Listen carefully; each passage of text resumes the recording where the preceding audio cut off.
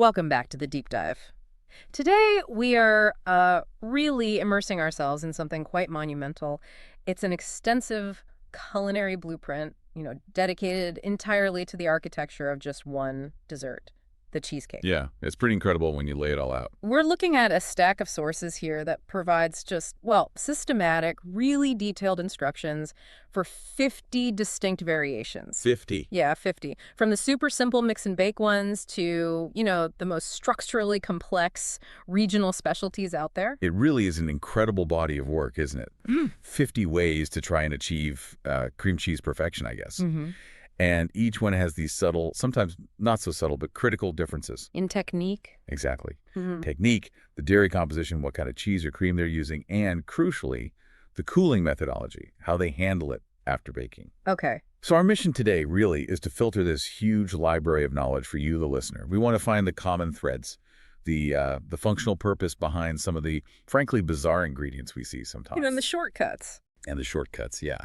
The shortcuts to kind of understanding the whole spectrum of cheesecake creation. We're aiming to translate all this volume into, well, actionable insight. Okay, brilliant. Let's unpack this then. Where do we start? The absolute foundation seems logical. Right. The minimalist approach. Exactly. The source material kicks off with two recipes that are, well, they look almost identical on paper. Recipe 1, the 3-step blueberry cheesecake, and recipe 2, just the basic 3-step cheesecake. They really do define the structural baseline for this whole collection, don't they? Seems like it. If you want the blueprint for just speed and simplicity, this is definitely it. The core filling is minimal.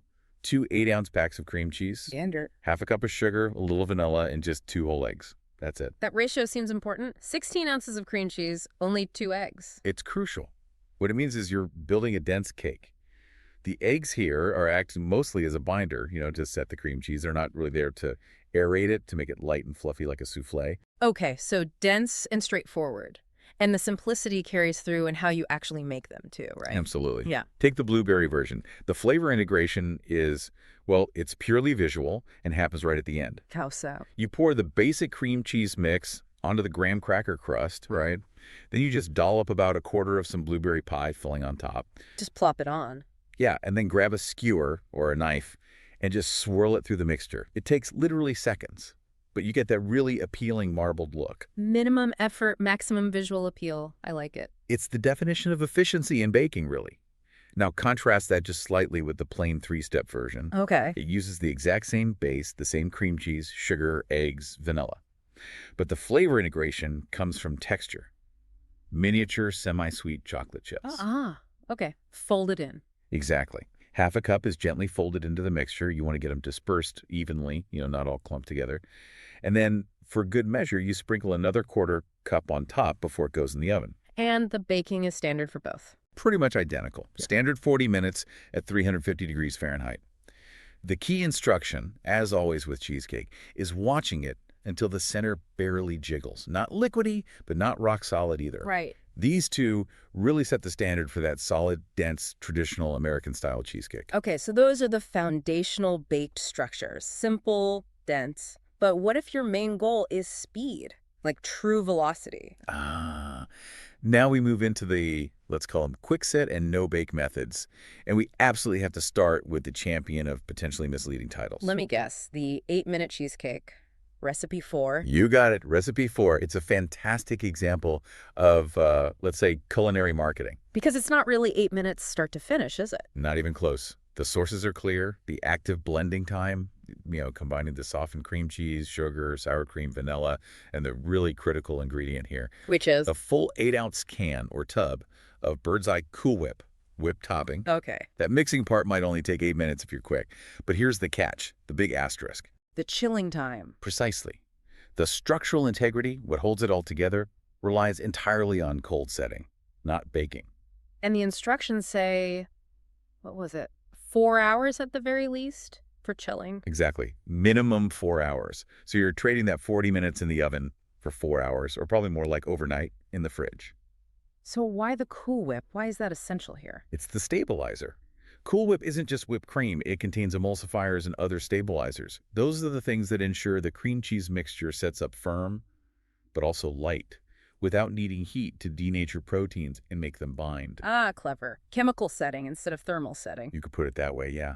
And the sour cream is important too. It adds that necessary tanginess, that creamy mouthfeel that you might otherwise miss in a no-bake recipe that relies so heavily on a pre-made whipped topping. It balances the sweetness. That's a great insight. Replacing heat with chemistry and specific ingredients. Okay, so that's one type of quick. What about the true no-bake structures, the ones using gelatin? Right, there are three distinct strategies here in the sources, and they all use gelatin, but in really fascinatingly different ways. It's not just add gelatin. How do they differ? Well, we can kind of group them based on their main goal. Is it structure plus flavor from the gelatin, or is it structure just for, let's say, purity of the main flavor? Okay, example of the first type. Recipe 48, the classic no-bake cheesecake. Yeah. This one goes for structure and flavor by using 3 ounces of lemon-flavored gelatin. Jello, basically. Not Jello, okay. You dissolve that in boiling water, standard Jello procedure. Then you fold it into the cream cheese base, cream cheese, sugar, vanilla, and then you combine that mixture with whipped cream. So the gelatin is doing double duty. Exactly. It binds the whole thing together so it sets firm in the fridge, but it also completely dominates the flavor profile. You get a bright, distinctly lemony, maybe slightly synthetic taste from the Jello itself. Right, okay. So a very assertive flavor profile driven by the binder. How does that compare to, say, recipe 76, the creamy chilled cheesecake? That one seems to aim more for flavor purity.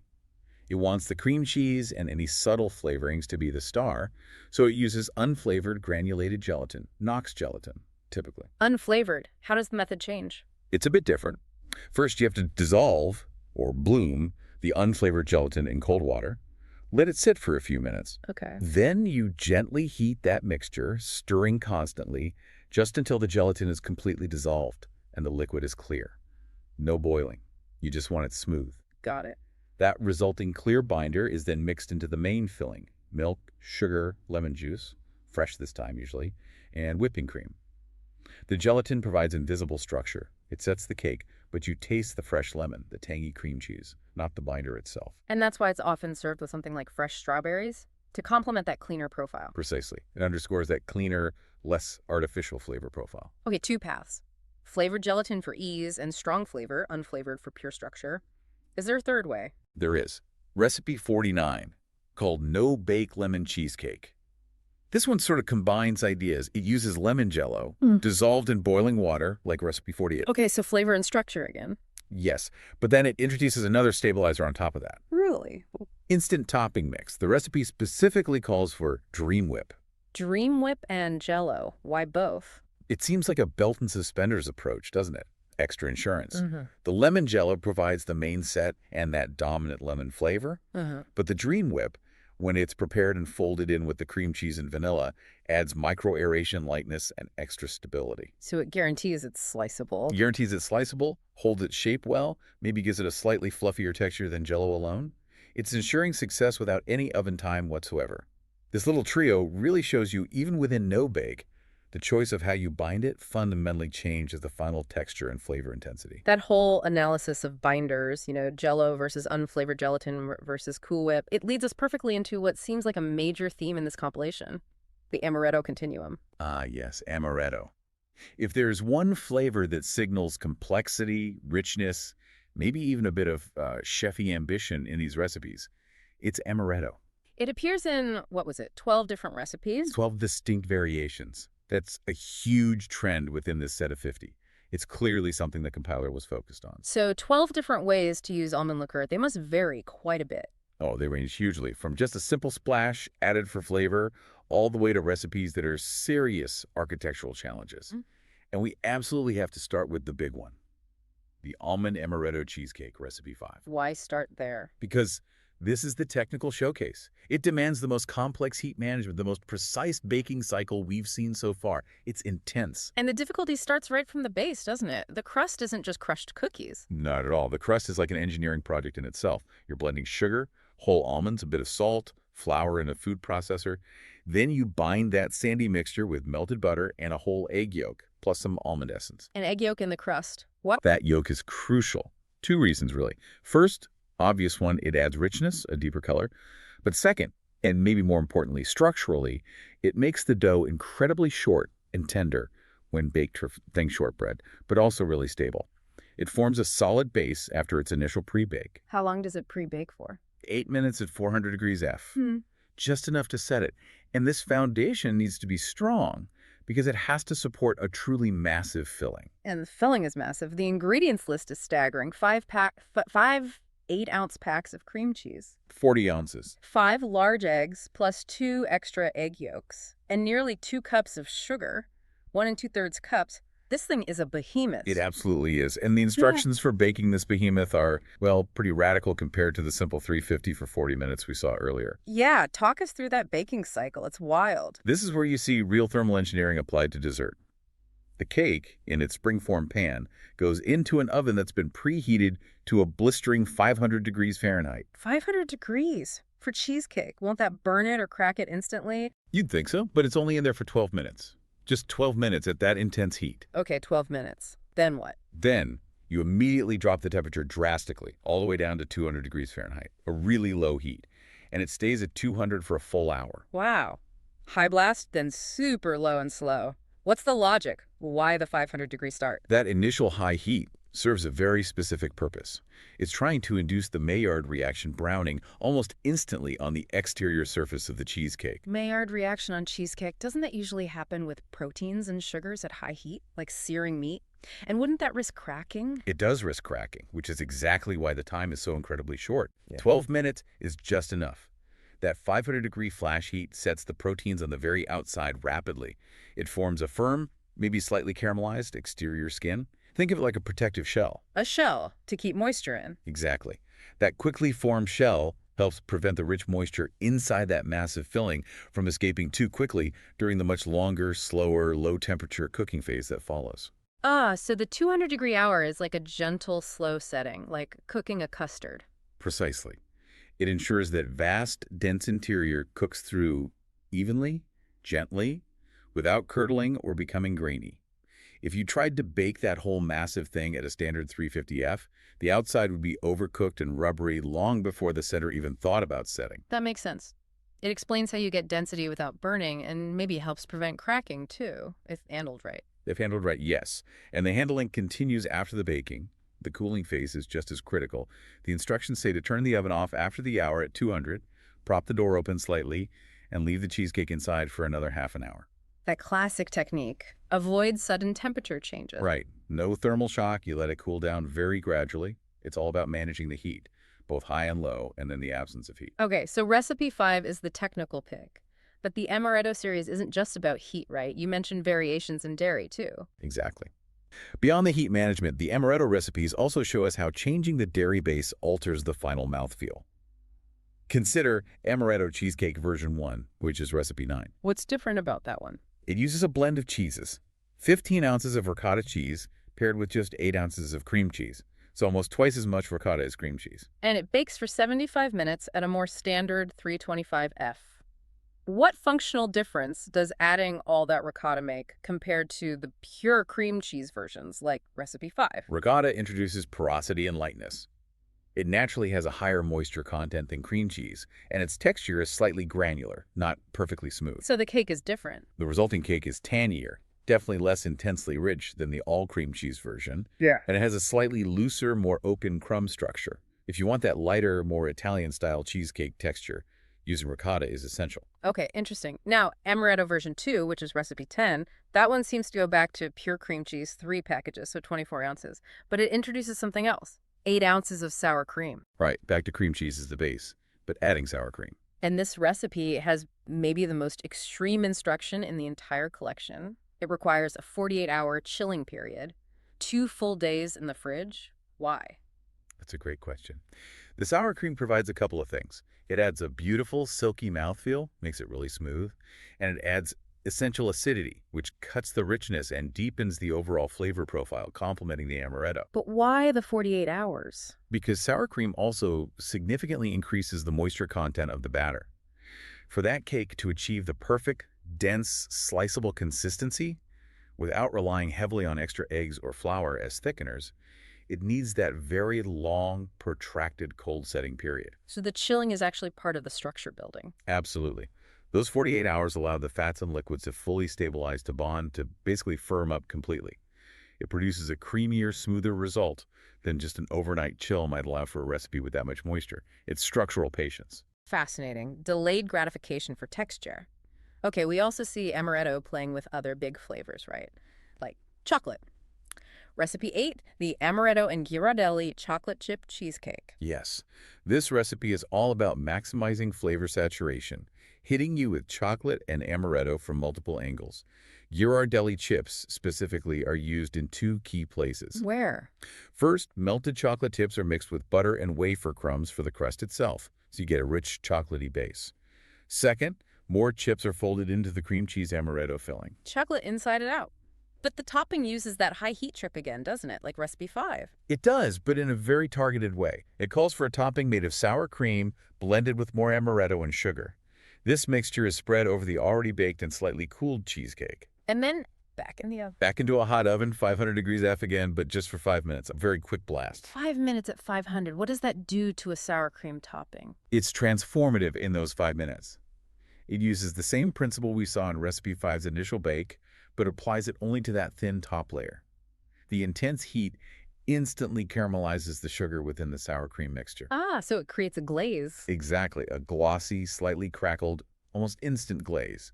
It seals in the moisture below, adds a complex, tangy sweet finish, and looks great, all without needing prolonged cooking that might affect the cheesecake underneath.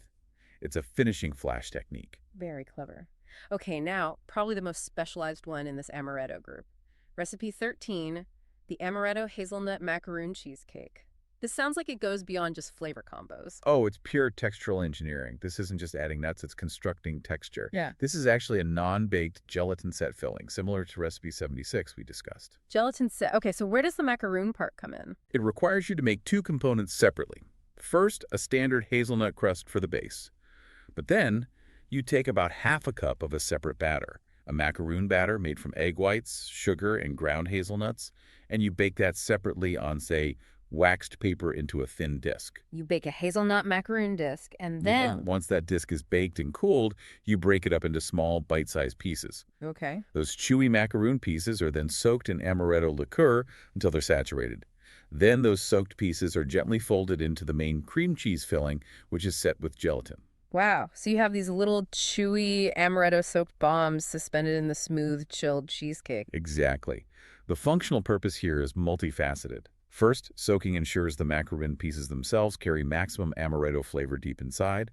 Second, by baking the macaroons separately, you guarantee it keeps its defined, chewy texture. It doesn't just dissolve. So it provides a distinct textural contrast. A beautiful contrast. Chewy, nutty, liquor-soaked bits against the smooth, cool, creamy background of the gelatin set filling. It transforms a potentially simple chilled dessert into something really complex texturally. Quite sophisticated. Okay, if Recipe 13 showed us how to engineer texture with special inclusions like those liquor-soaked macaroon bits, the next set of recipes really shifts focus. It shows how to engineer the fundamental density and mouthfeel by choosing radically different cheese bases. Exactly. We're moving beyond the standard block of Philadelphia cream cheese now and exploring what happens when you introduce things like ricotta and cottage cheese as the primary dairy. And this fundamentally changes the cake's profile, right? Fundamentally alters the structural profile, yes. Right. We see this shift immediately in Recipe 26, the Brooklyn cheesecake. This sounds like a heavy-duty traditional style. Brooklyn style usually means dense, tall, right? Typically, yes. And this recipe achieves that using a true one-to-one blend by weight. 16 ounces of cream cheese and 16 ounces of ricotta cheese, equal parts. Okay, ricotta, again, like in the Amaretto version, but balanced with cream cheese. And it's stabilized further. Yes, it adds flour and cornstarch to the mix, along with sour cream. What are the consequences of adding those starches, flour, cornstarch to that specific blend of cheeses? Why are they needed here? Well, it seems the goal here is maximum density and height, but also minimizing the risk of the cake collapsing or weeping, which can happen with high moisture ricotta. The cornstarch is great at absorbing excess moisture. The flour helps strengthen the overall protein matrix, giving it more structure. Makes sense. But maybe the most defining instruction for this Brooklyn style, the real key to its success, is the cooling method specified. Which is? Leaving the cake inside the turned-off oven, door closed initially, until it cools completely to room temperature. No propping the door open this time, just a long, slow, gentle decline. Why is that gentle cool down so essential, especially for these dense ricotta-heavy cakes? It's all about minimizing stress on the structure. A dense cake with lots of moisture and stabilizers wants to contract as it cools. Cooling it too quickly creates uneven tension between the cooler outside and the warmer inside. That tension is what causes those classic deep surface cracks that often plague dense cheesecakes. Slow cooling prevents that. Okay, so that's the classic New York method, essentially. Don't shock the structure. Now, let's jump to what sounds like the complete opposite end of the scale, maybe in terms of volume and style. The Tuscan cheesecake, recipe 50. Yes, if Brooklyn is dense structure, Tuscan sounds like rustic volume. The ingredient list is huge. Yeah. It requires 3 pounds of ricotta cheese. 3 pounds and 8 whole eggs. 8 eggs. This is a champion of volume and inherently moisture because you have such a sheer quantity of high moisture ricotta plus all the liquid from 8 eggs and the flavorings Grand Marnier liqueur, the zest of 2 lemons and 2 oranges. Okay, that's a lot of liquid. It's a huge amount of liquid, so the instructions are extremely specific about the cooking environment it needs. It mandates baking the cake in a large roasting dish that's been filled halfway up with hot water, the classic bain-marie or water bath technique. Right. For our listener, if they haven't used a bain-marie before, why is it absolutely non-negotiable for a massive high moisture cake like this Tuscan one? Great question. When you have that much filling, 3 pounds of it, the outer edges of the cake will inevitably cook and set much, much faster than the center if you just put it in a dry oven. You'd get dry, rubbery edges and a potentially undercooked middle. Okay. The bain-marie solves that. The surrounding water bath creates a pocket of steamy, humid heat around the pan. Crucially, the temperature of that diffused heat cannot exceed the boiling point of water, 212 degrees F or 100 C. So it moderates the heat. It ensures the temperature gradient across that large cake is minimal. The heat transfer is gentle and even.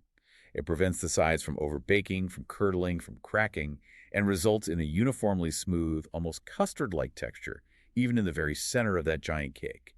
It's absolutely essential for high-volume, high-moisture recipes like this. Makes perfect sense. Okay, we also see the sources using distinct regional techniques, contrasting, for example, the Australian cheesecake, recipe 17, and the Austrian cheesecake, recipe 18. They sound similar, but are they different? Very different in their approach and goal, despite the similar names. The Australian method, recipe 17, uses cream cheese, heavy cream, and a distinct flavor. Passion fruit. Passion fruit, okay, tropical. But the defining factor, structurally, is the technique used with the eggs.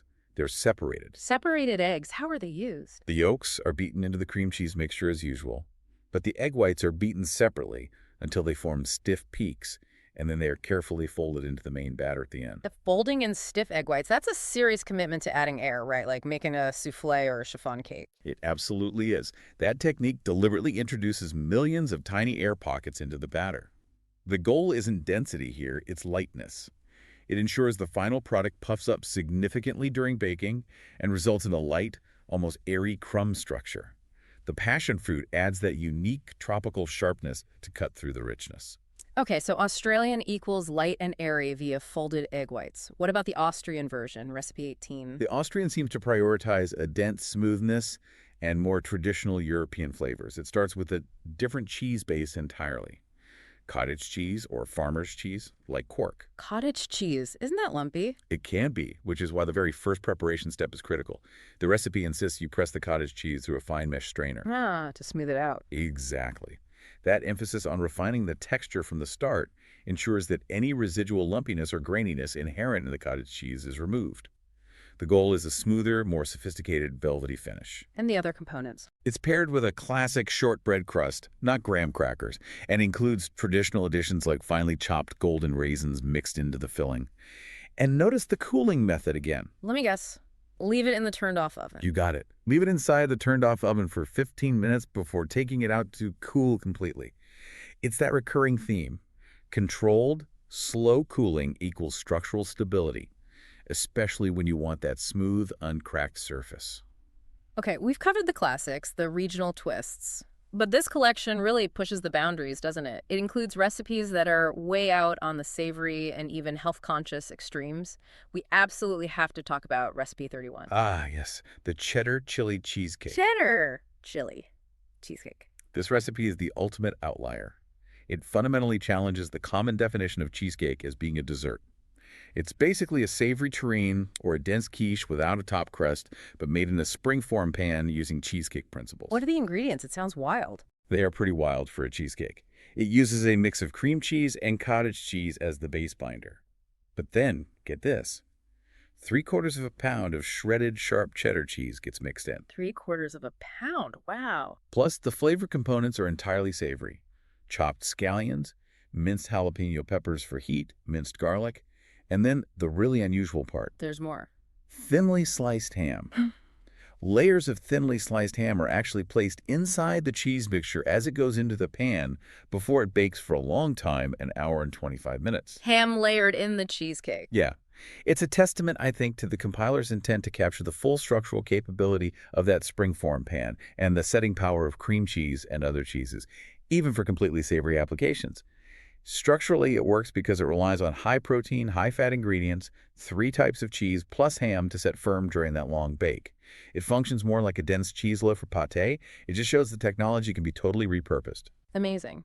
Okay, and then in complete contrast to that rich, savory indulgence, we have the other extreme. Recipe 46, the diabetic cheesecake. Right. This one highlights the necessary functional substitutions you have to make when dealing with significant dietary restrictions, specifically sugar avoidance. So how does it work? What's replaced? Sugar is completely replaced, obviously, with a sugar substitute. The recipe likely assumes saccharin or something similar from the era it was written. Critically, it also specifies using 4% fat cottage cheese, not full-fat cream cheese. So reduced fat and no sugar, how does it get structure and flavor? Well, without sugar providing bulk, taste, and some moisture retention, and without the richness and binding power of high-fat dairy, the recipe has to rely heavily on other things. It uses granulated, unflavored gelatin for structure, much like the creamy chilled cheesecake we discussed. Gelatin again. And for flavor, since there's no sugar sweetness, it leans hard on fresh acidity to provide brightness and interest.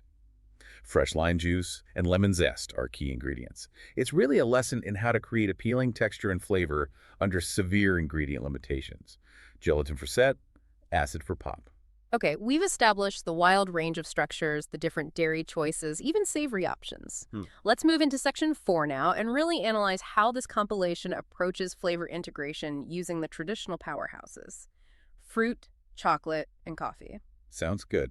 When it comes to fruit, the recipes seem to show 2 main strategies for getting that flavor in there.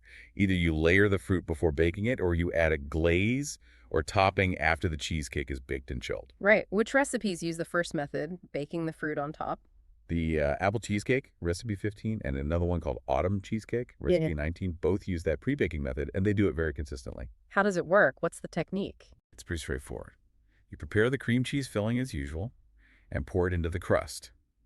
Then, separately, you take about 4 cups of thinly sliced peeled cored apples, a lot of apples. 4 cups. Okay. Toss those apple slices with some sugar and cinnamon. Then you carefully spoon that apple mixture over the unbaked cream cheese filling. Finally, sprinkle some pecans on top of the apples. And then bake the whole thing, apples and all. Then bake the whole thing.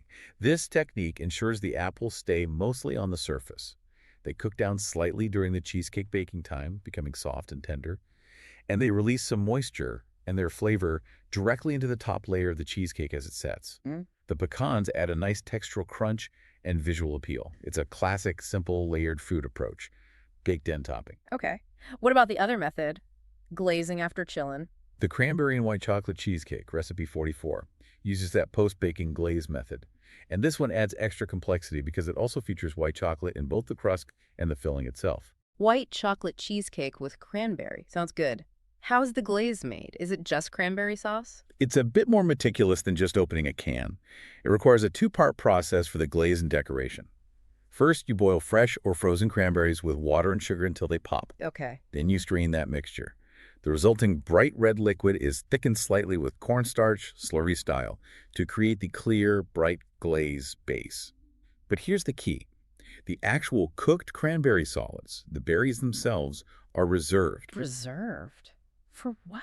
After the cheesecake is baked, fully chilled, and the clear glaze is poured over the top, those reserved cooked cranberries are then arranged carefully, decoratively, maybe just around the outer edge of the finished cake. Ah, so you get the sharp, clean cranberry flavor from the glaze cutting through the sweetness of the white chocolate, but you also get the visual appeal of the whole berries. Exactly.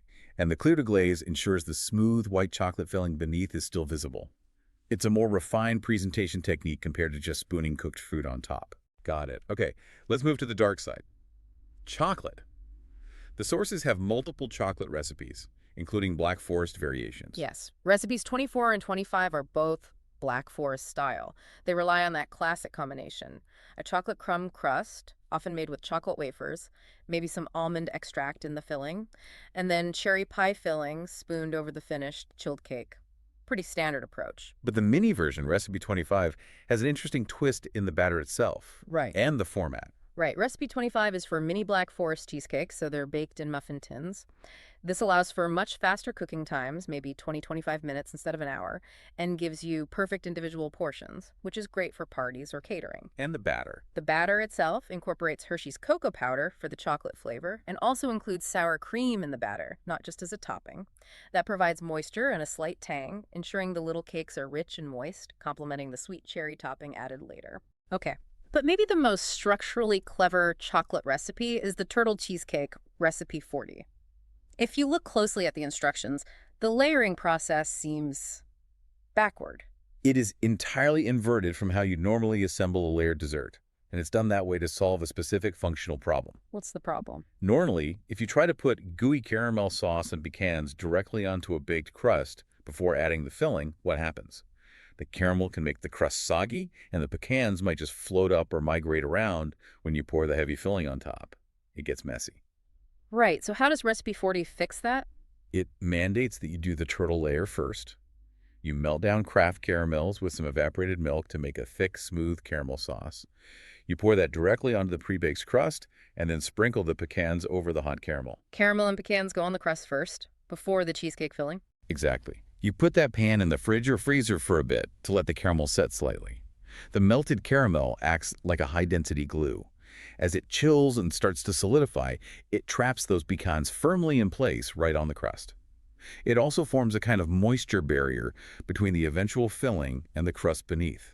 Ah, clever. So the caramel layer locks everything down. Locks it down. Then, once that base layer is set, you pour the actual cheesecake filling, which is a vanilla base with chocolate chips, folded in carefully on top of the set caramel pecan layer. And bake as usual. And bake as usual. This ensures those distinct turtle elements, the caramel and pecans, are completely embedded in the base, exactly where you want them, preventing them from floating or making the crust soggy. It's a really efficient reverse layering structure. Very smart. That is clever. Okay, one more chocolate variation stands out as structurally unusual. Yeah. Recipe 41, the coconut meringue cheesecake. The filling seems standard, but the topping? The topping is definitely the star here. The filling is a pretty basic cocoa-flavored cream cheese mixture. But once that's baked and cooled slightly, you make this unusual topping. What's in it? Is it just meringue? It starts like a meringue, egg whites and salt whisked until stiff peaks form, but then critically it incorporates a whole 7-ounce jar of marshmallow cream, or marshmallow fluff. Marshmallow cream folded into meringue. Why? The marshmallow cream acts as a stabilizer and adds sweetness and that characteristic sticky, fluffy texture. It makes the meringue much more robust and less likely to weep or collapse than a simple sugar meringue. Okay, so you spread this marshmallow meringue on the baked cheesecake. Spread it all over the top, right to the edges, and then the whole thing goes back into the oven, usually at a moderate temperature like 350 F, for about 15 minutes. 15 minutes. What does that final bake do to the topping? That 15 minutes is just enough to set the egg whites in the meringue and lightly brown the top, giving it that toasted marshmallow look without significantly drying it out or overcooking the cheesecake underneath. It creates this stable, soft, light marshmallowy cap that stays put.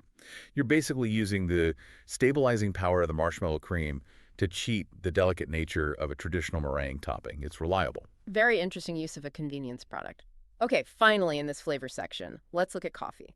The cappuccino varieties, recipes 29 and 30, how do they integrate that coffee flavor? They demonstrate getting flavor in across multiple components of the final dish. Recipe 29, the cappuccino cheesecake pie, uses 2 hits of coffee flavor. How so? First, strong, dark brewed coffee and coffee-flavored liqueur, like Kahlua or Tia Maria, are mixed directly into the cream cheese filling itself. That provides the deep base coffee note within the structure. Okay, coffee in the cake. What's the second hit? It also calls for a separate, rich pecan sauce to be served with it.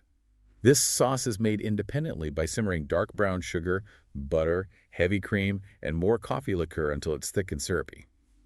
That sauce is then poured over the individual slices of the chilled cheesecake when serving. So coffee liqueur baked into the cake for depth, and then more in a rich sauce for aroma and intensity on top. Exactly, layering the flavor delivery. And the other one, recipe 30, the cappuccino chocolate cheesecake. This one combines coffee and chocolate. It uses powdered cocoa and coffee liqueur in the batter itself for that mocha flavor profile.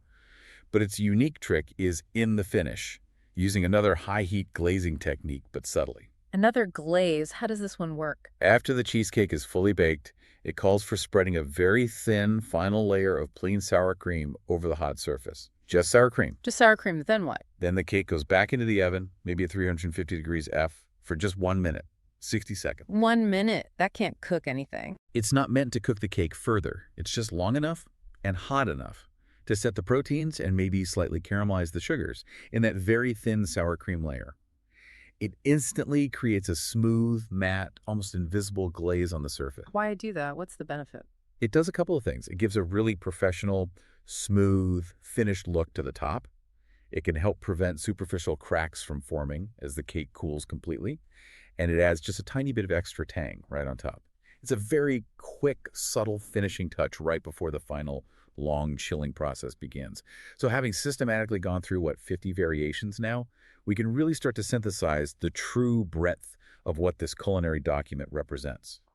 Cheesecake, as defined by this collection, is clearly a platform for almost infinite structural and flavor variation. It really is. I mean, the range of liquids used alone is incredible. We saw everything from the standards like milk and vanilla Right. all the way through to really specific alcoholic additions. Amaretto, Kahlua, brandy, Grand Marnier, and even things like 7-Up soda in one recipe or strong dark coffee in others. And the dairy choices were just as diverse, weren't they? Yeah. We moved from the classic full-fat cream cheese benchmark to exploring low-fat cream cheese, different percentages of cottage cheese, like 2% or 4%, the extensive use of ricotta, sour cream, heavy cream, evaporated milk in that caramel.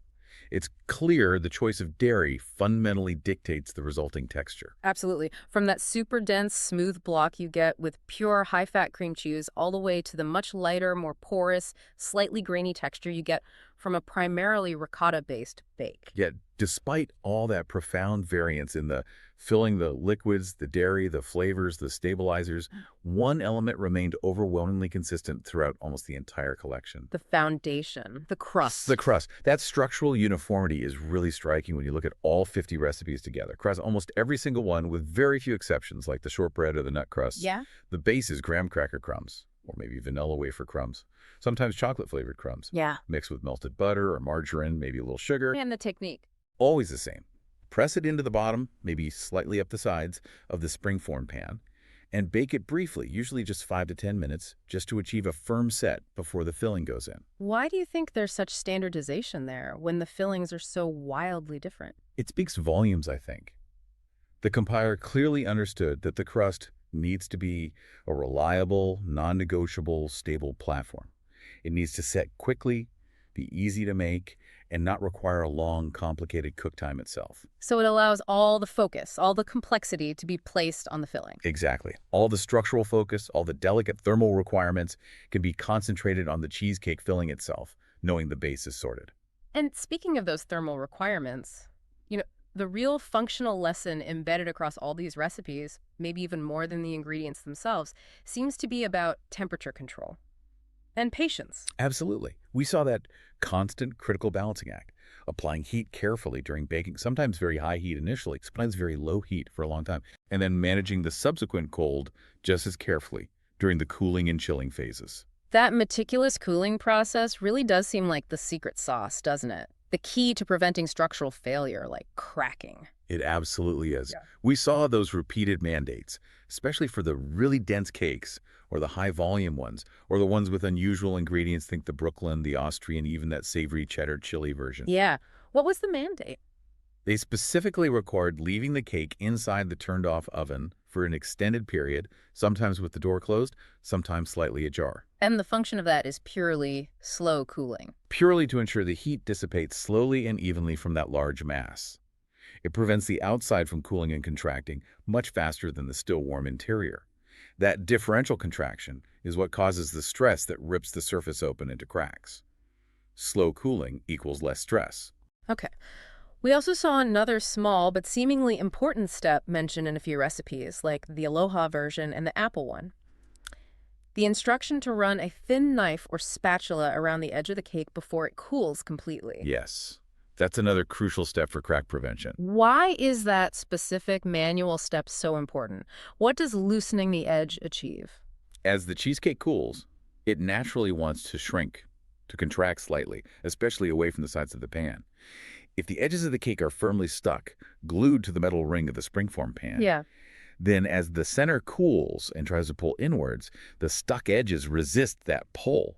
That creates immense tension across the surface, and where does it give way? Right down the middle, usually, guaranteeing a crack. So loosening the edges allows the whole cake structure to contract uniformly. Exactly. It allows the entire cake to shrink slightly as one cohesive unit as it cools without fighting against the pan. It preserves that flawless, smooth surface integrity.